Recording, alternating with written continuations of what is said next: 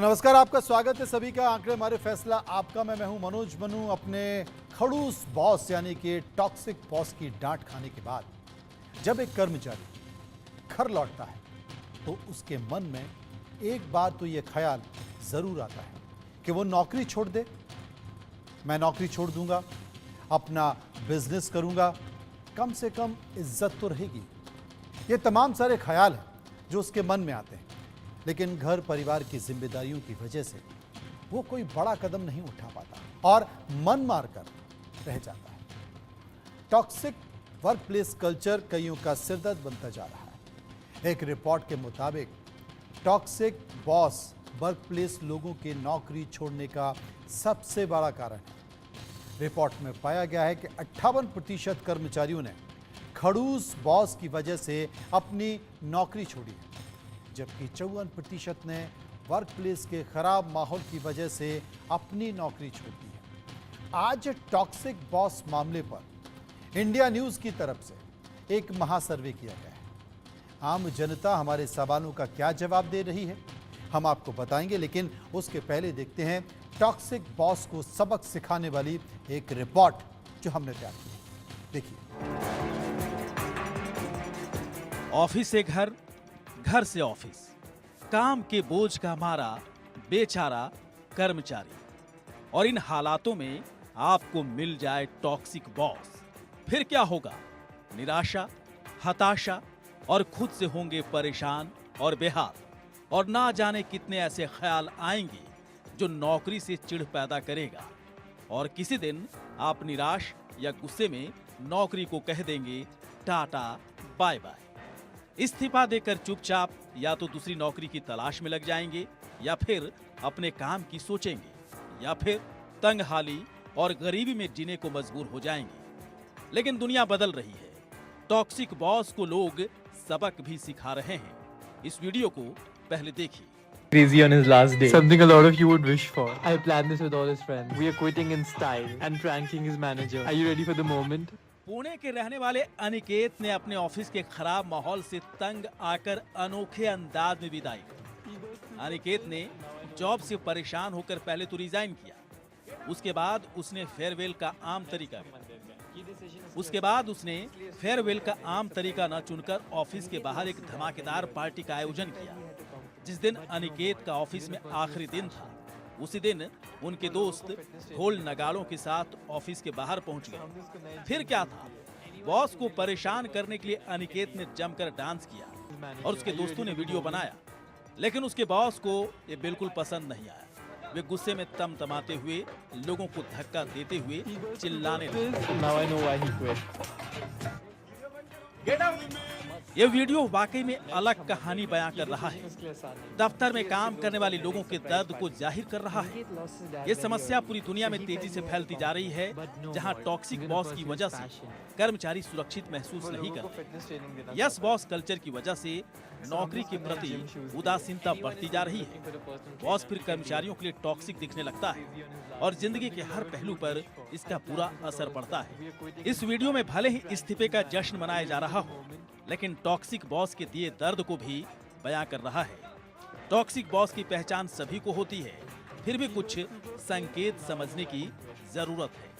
Toxic boss की पहचान करना आसान है, जैसे काम की कदर नहीं करते, हर बात पर अपमान करते, सैलरी बढ़ाने में आनाकानी करते, छुट्टी के दिन भी फोन करते और नौकरी से निकालने की हमेशा धमकी देते। ये कुछ सामान्य लक्षण हैं जो सरकारी से लेकर प्राइवेट सेक्टर में ऐसे टॉक्सिक बॉस पाए जाते हैं। टॉक्सिक वर्कप्लेस कल्चर कईयों का सिरदर्द बनता जा रहा है। मुताबिक टॉक्सिक बॉस और वर्कप्लेस लोगों की नौकरी छोड़ने का सबसे बड़ा कारण है।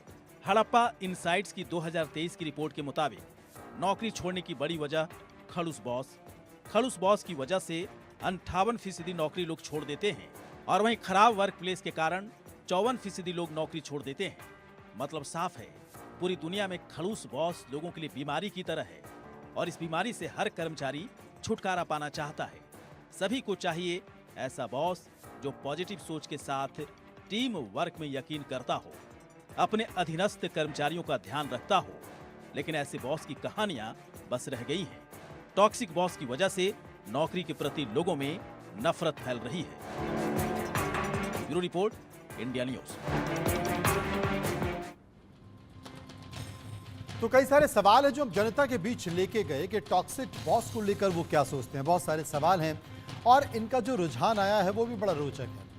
सबसे पहला सवाल जो हमने लोगों से पूछा आपकी टीवी स्क्रीन पर, पहला सवाल, क्या नौकरी के दौरान आपका किसी टॉक्सिक खड़ूस बॉस से पाला पड़ा है? 66% लोगों ने कहा कि हाँ पाला पड़ा है। 33% लोग थे जिन्होंने कहा कि नहीं पड़ा और मात्र 1% लोग थे उन लोगों ने इनमें से किसी भी विकल्प को नहीं चुना है। इस पर हम चर्चा करेंगे, चर्चा करके समझने की कोशिश करेंगे, क्योंकि माने या ना माने लेकिन ये देश ही नहीं पूरे विश्व का एक बड़ा मुद्दा बन गया है। डॉक्टर पंकज कुमार जो कि सीनियर मनोचिकित्सक हैं, इस वक्त हमारे साथ मौजूद हैं। राजू कुमार हैं जो कि HR एक्सपर्ट हैं, प्रमुख हैं, उनसे हम चर्चा करने की कोशिश करेंगे। वो हेड हैं CK बिरला हेल्थ केयर के। इसके साथ साथ एक और गेस्ट हमारे साथ मौजूद होंगे, उनसे हम चर्चा करेंगे। विपुल भारद्वाज जो कि ग्लोबल कॉरपोरेट प्रोक्योरमेंट हैं, उनसे हम चर्चा करेंगे।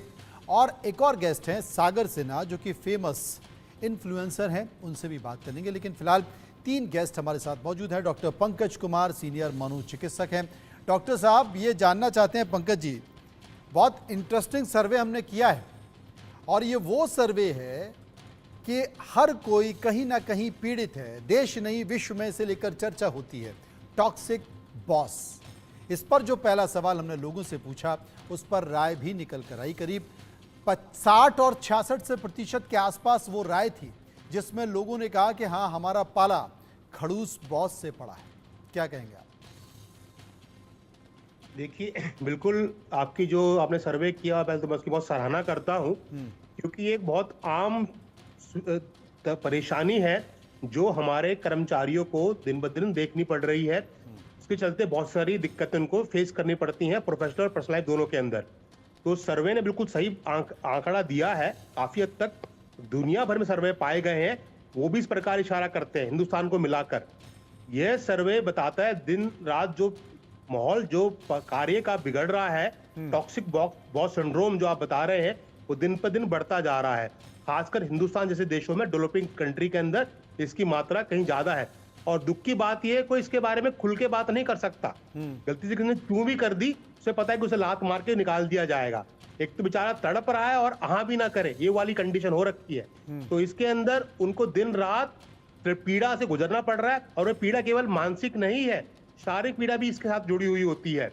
उसके असर भी दिमाग के साथ साथ शरीर के अलग अलग अंगों पे भी आते हैं। अगर मैं कुछ इस बारे में बताना चाहूंगा कि दिमाग में तनाव, स्ट्रेस, डिप्रेशन, एंजाइटी, ये बहुत कॉमन असर है जो टॉक्सिक बॉस सिंड्रोम के मरीज हम अक्सर देखते हैं और रिसर्च में पाया गया है। बिल्कुल डॉक्टर पंकज कुमार, जो आपने कहा उसी से जुड़ा हुआ अगला सवाल भी इस वक्त हमारे साथ मौजूद है, टीवी स्क्रीन पर है। दूसरा सवाल जो हमने सर्वे में किया, अगर बॉस टॉक्सिक हो, अगर बॉस टॉक्सिक हो तो आपको किस तरह की परेशानी झेलनी पड़ती है?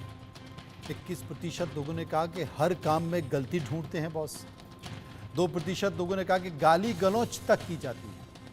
8% लोगों ने कहा कि छुट्टियों में अड़चन लगाते हैं। आपको कोई ज़रूरी काम है, परिवार में आपको ज़रूरत है तो छुट्टी नहीं मिलती है, अड़चन लगाई जाती है। और 13% ने कहा इंक्रीमेंट और प्रमोशन जो होना होता है उसे रोक दिया जाता है। 37% ने कहा कि इसमें से जितने भी आपने कारण बताए वो सभी कारण हैं टॉक्सिक बॉस के। और 19% ऐसे लोग थे, उन लोगों ने इसमें से किसी भी विकल्प को नहीं चुना। मानव संसाधन की फील्ड से यानी कि HR से हमारे साथ राजू कुमार मौजूद हैं। राजू साहब, आपके ऊपर तो जिम्मेदारी होती है कि आप लोगों का ख्याल रखें, लोगों का मानसिक स्तर कैसे ठीक रहें, उनको तमाम सारी सुविधाएं मिलती रहें, कोई परेशानी हो और अगर कोई परेशानी हो तो शिकायत भी वो आपके पास लेके आए। लेकिन अगर परेशानी के तौर पर खुद आपके सामने बॉस खड़ा हो जाए तो क्या कहेंगे?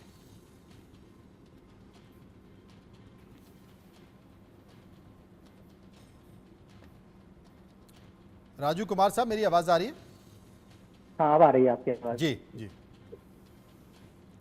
आप मेरा सवाल समझे, मैं अपना सवाल दोबारा दोहरा देता हूं कि आप मानव संसाधन की फील्ड से जुड़े हुए हैं, HR से जुड़े हुए हैं, आपकी जिम्मेदारी है कि लोगों की परेशानी को सुनना, उनकी परेशानियों को सुलझाना, उनकी समस्याओं का हल करना, बिल्कुल। और उनको कोई भी परेशानी हो जिसकी वो आपके पास शिकायत लेकर आते हैं तो उसका निदान भी करना और जिम्मेदार लोगों के ऊपर कार्रवाई करना। लेकिन अगर परेशानी के तौर पर, संकट के तौर पर, समस्या के तौर पर आपके सामने आपका बॉस ही खड़ा हो जाता है जिसके अंडर में एचआर यानी कि मानव संसाधन डिपार्टमेंट भी है, तो फिर क्या करेंगे?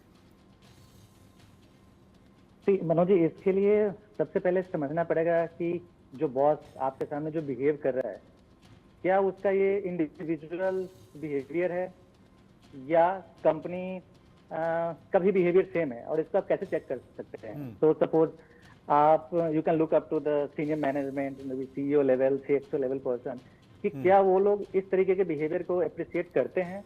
अगर लगता है कि सच में वो भी इसी बिहेवियर को अप्रिशिएट करते हैं, then this is not the right place for us to work there. But अगर आपको लगता है कि नहीं, ये मैनेजमेंट का बिहेवियर, कंपनी का बिहेवियर नहीं है, कंपनी उसको नहीं अप्रिशिएट करती है, then you must highlight at the right time to your senior management. जी। Otherwise if you will keep tolerating such behaviour, उससे आपका कोई सोल्यूशन नहीं मिलने वाला है। और अगर आपका बॉस ही है तो ऑब्वियसली आपको नेक्स्ट लेवल पे हाई जरूर आपका करना बॉस अगर इन तमाम परेशानियों के तौर पर आपके सामने खड़ा है तो आप क्या करेंगे? मैं पंकज जी से इसका सवाल लूँगा, लेकिन सागर सिन्हा भी इस वक्त हमारे साथ जुड़ गए हैं। सागर साहब, क्या कहेंगे टॉक्सिक बॉस के बारे में या टॉक्सिक वर्क कल्चर के बारे में? ये टॉपिक जब मैंने सुना ना तो मैं खुद से कनेक्ट कर गया, क्योंकि मेरा जो लास्ट ऑर्गेनाइजेशन था जब मैंने जॉब छोड़ी थी तो मेरा खुद का कुछ ऐसा ही तजुर्बा था और इसी तजुर्बे के साथ मैंने अपनी जॉब छोड़ी थी। जी। तो मैं बड़ा कनेक्टेड हूँ इससे। देखिए, ये होता ये है ना कि आदमी अपना प्रेशर दूसरे पर ट्रांसफर करता है, फिर दूसरा अपना प्रेशर तीसरे पर ट्रांसफर करता है, तो ये प्रेशर का पूरा चेन बनता चला जाता है। और होता ये है कि आदमी जो बॉस होता है ना, वो बॉस अपने जूनियर को कंपनी का नौकर ना खुद का नौकर समझता है। ज़्यादातर टाइम मेंटालिटी ये हो जाती है प्रेशर झेल झेल करके कि ये जो नीचे वाला एम्प्लॉय है इसको मैं कुछ भी कहूँगा, इसको तो पैसे मिल रहे हैं, इसको सुनना ही पड़ेगा, जैसे मैं खुद सुन रहा हूँ ऊपर वाले की। तो ये प्रेशर मुझे लगता है चेन की वजह से भी बड़ा बनता चला जाता है। तो इन सोल्यूशन मुझे लगता है कि एक हेल्दी वर्क कल्चर के लिए अलग से एक्टिविटीज़ कई सारे ऑर्गेनाइजेशंस में कराई जाती है, वो टाइम टू टाइम होते रहने चाहिए।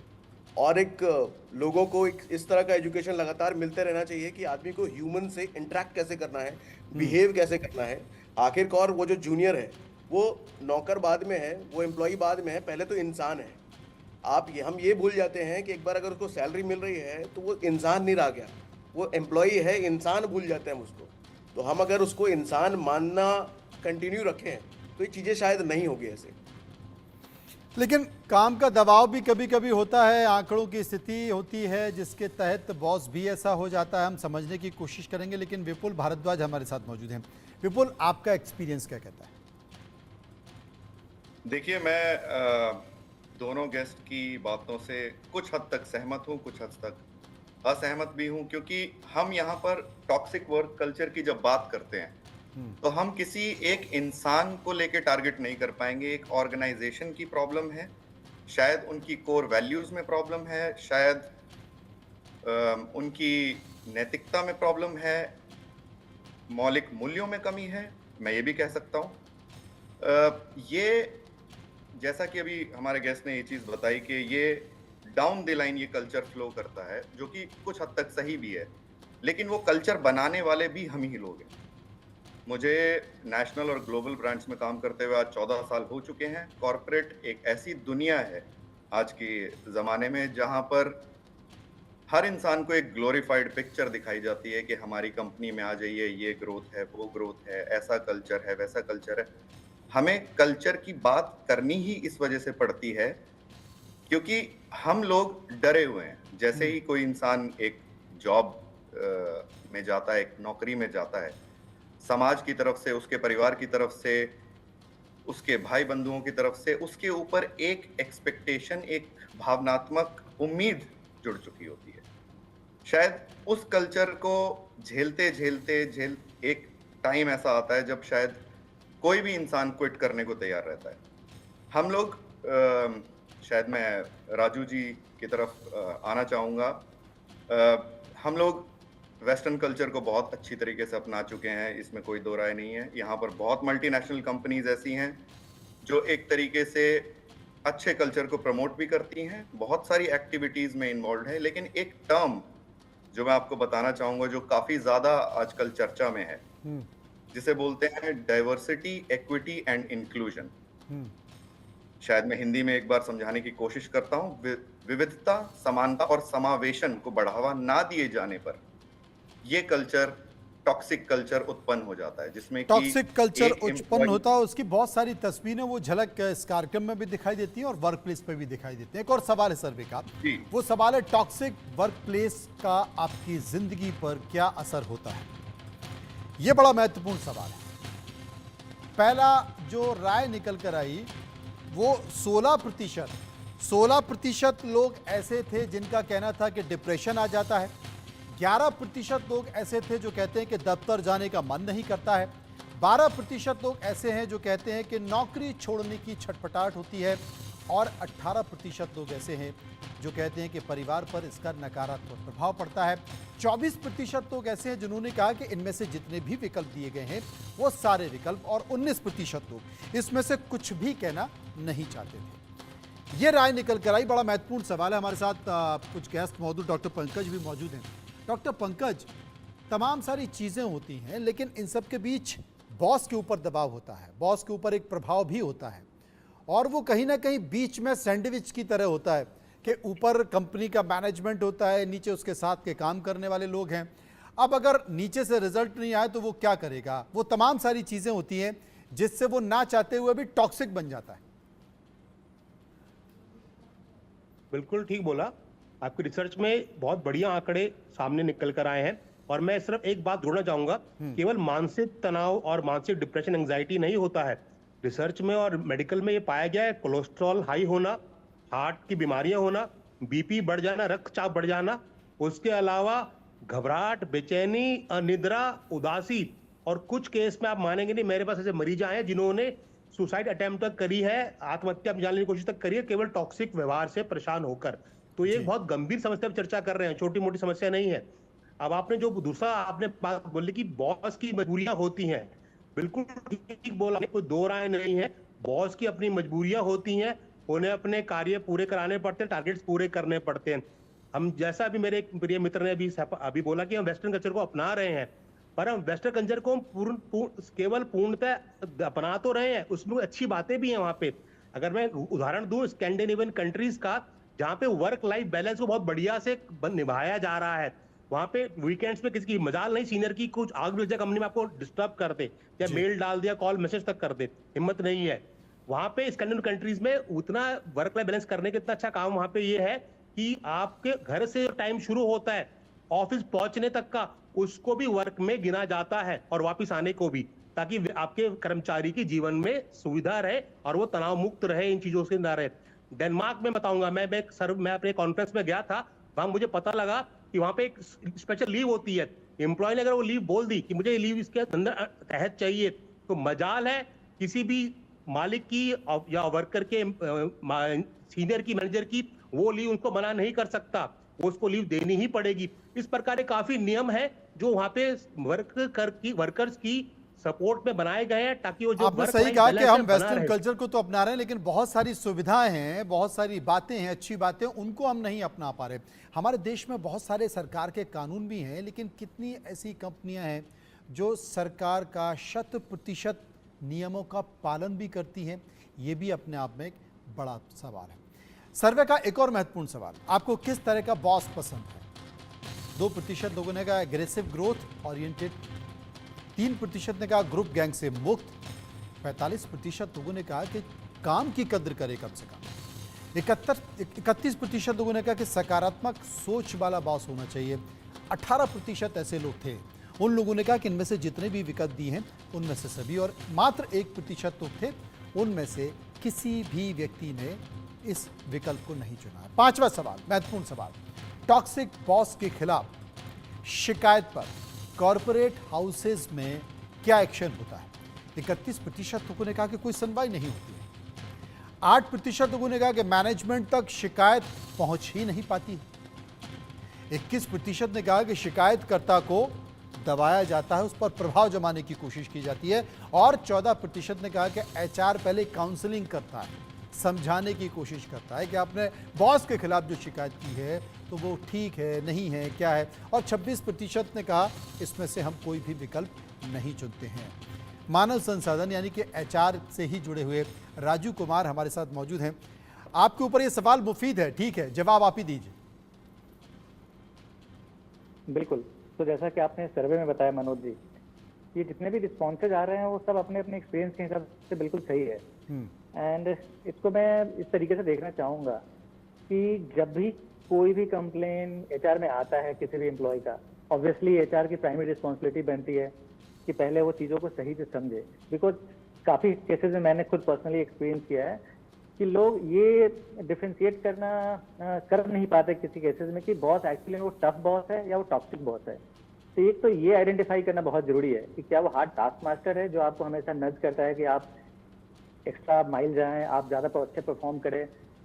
कुछ लोग होते हैं इसी डिफिकल्ट बॉसेस को टॉक्सिक बॉसेस भी समझ लेते हैं, पहले वो समझना जरूरी है। और वहाँ पर एचआर का रोल बहुत इंपॉर्टेंट होता है कि जब भी वो कंप्लेन आता है टू अंडरस्टैंड कि वो जो कंप्लेन है किसी एम्प्लॉय का वो सच में टॉक्सिक बिहेवियर वाला कंप्लेन है या वो वर्क रिलेटेड कंप्लेन है। वो और ऑब्वियसली एचआर से एक्सपेक्टेड है कि HR is expert into all this matters, तो वो जज करके राइट काउंसलिंग करे। Even if it is a toxic culture related complain, आपकी पहली जिम्मेदारी बनती है कि आप बैठ करके उसको समझाएं, काउंसलिंग करें। एंड ऑब्वियसली इसमें कोई इंप्रूवमेंट नहीं दिखता, देन फर्दर एक्शंस भी होते हैं। और कभी-कभी काउंसलिंग को लेकर लोगों को आता है कि यार हमने शिकायत की ही क्यों, तब जबकि हमारी उल्टी काउंसलिंग की जा रही है। विपुल हमारे साथ मौजूद हैं। विपुल, आप क्या कहेंगे? जी, मैं भी शायद इस चीज से सहमत करूंगा। कई बार क्या होता है कि हम लोग एचआर शायद ऐसा एक एम्पावर्ड टूल या एक एम्पावर्ड डिपार्टमेंट कह लीजिए कॉर्पोरेट में मौजूद है, जो एक एम्प्लॉय की हर प्रॉब्लम को सुनने के लिए सबसे पहला पॉइंट है। कभी कभी क्या होता है कि किसी इंसान, और मैं राजू जी से सहमत हूं इस बात पर, कभी कभी एक इंसान एक टास्क मास्टर हो सकता है, शायद उसके भी टारगेट्स पूरे नहीं हुए, शायद उसको भी इस तरीके का कल्चर झेलना पड़ा जो कि डाउन द लाइन फ्लो करेगा।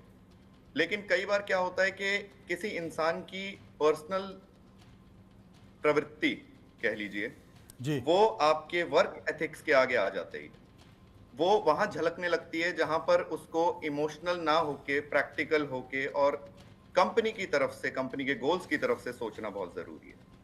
वो ना सोच के जब आप एक एम्प्लॉय के ऊपर अनड्यू प्रेशर डालोगे, उस इंसान को एक तरीके से इतना ज्यादा त्रस्त कर देंगे कि वो कंप्लेंट करने पर आतुर हो जाएगा। अब कंप्लेंट एक ऐसा टूल है जहां पर हम लोगों को लगता है कि शायद हमारी सुनवाई होगी, शायद हम लोगों से बातचीत की जाएगी, शायद हम लोगों से कोई आके मिलेगा या हमारी तकलीफ को समझेगा, लेकिन शायद वो कभी होता है कभी नहीं होता है। और एम्प्लॉय आजकल डरते हैं कि अगर बॉस बिल्कुल की ठीक कह रहे हैं। कंप्लेंट सागर हमारे साथ मौजूद है। सागर, आप भी मानते हैं कि एक संख्या, एक पर्टिकुलर संख्या भी होती है जिसमें यह माना जाता है कि बहुत सारी कंप्लेंट झूठी भी होती हैं। कुछ ऐसे लोग होते हैं जो काम करना नहीं चाहते, कुछ ऐसे लोग हैं जो सुधरना नहीं चाहते, कुछ ऐसे लोग हैं जो उस रेस में अपने कंपनी के साथ, अपने बॉस के साथ, अपनी टीम के साथ नहीं चलने जाते हैं, अनड्यू फेवर लेते हैं। वो भी कहीं ना कहीं इस तरह की शिकायतें करते हैं। मुझे लगता है एक ऑर्गेनाइजेशन में बड़ी संख्या होती है ऐसे लोगों की, तो ये बिल्कुल अगर कंप्लेंट आ रहा है तो कंप्लेंट को सबसे पहले ये आइडेंटिफाई करना जरूरी होता है कि कंप्लेंट जेन्युइन भी है कि नहीं है। क्योंकि एक बड़ा नंबर ये होता है जो कि काम करना सच में नहीं चाहते या फिर काम करने की एबिलिटी नहीं होती, कई सारे कारण होते हैं। तो अब एचआर के लिए या फिर जो भी उस केस को देख रहा है उसके लिए ये हैंडल करना सबसे ज़्यादा ज़रूरी है कि जो कंप्लेंट है जेन्युइन है कि नहीं है। और ये सारे प्रोसेसेस में समय भी लगता है, ये सारे प्रोसेसेस में कई बार उसको ये भी लगेगा कि मैंने कंप्लेंट किया और मैं ही फंस गया, मेरे से ही इंक्वायरी हो रही है। तो सिक्के के दोनों पहलू हैं, तो इसलिए ये सारी चीज़ें प्रोसेस का पार्ट है। विपुल जी से मैं एग्री करता हूँ। बिल्कुल एग्री करते हैं। बहुत बहुत शुक्रिया करेंगे सभी लोगों